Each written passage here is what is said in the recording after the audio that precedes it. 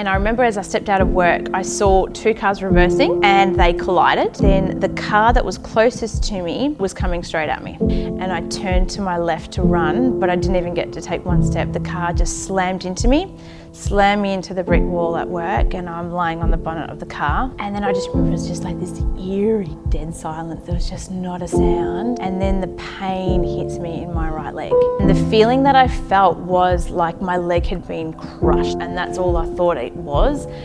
What I didn't know was that my leg had actually been amputated.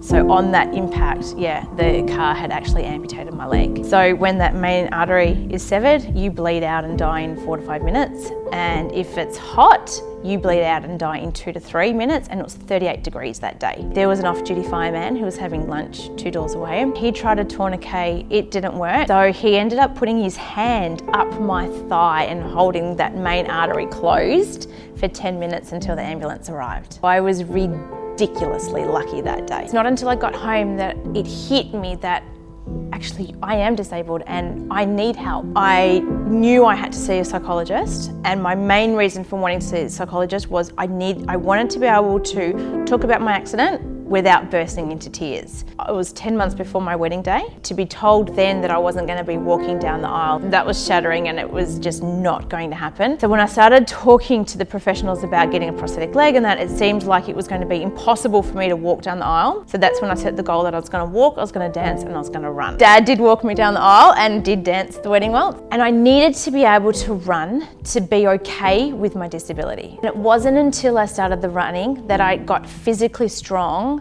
but then I got really mentally strong. But it was amazing going to London. Going to the Paralympic Games, you're obviously surrounded with other athletes with disabilities. I put an incredible amount of expectation on myself. I had broken world records. I wanted to medal. My coach pulled me aside and she said, 4 years ago you made a goal, what was it? And I said, to get to London. And she's like, yes, and what else? And I said, to get to London. And what else, Michelle? I don't know what you're talking about, like it was to get to London. She's like, exactly, your goal was to get to London. It wasn't to get to London and medal. It wasn't to get to London and break a world record. It was to get to London and look where you're at. Enjoy it.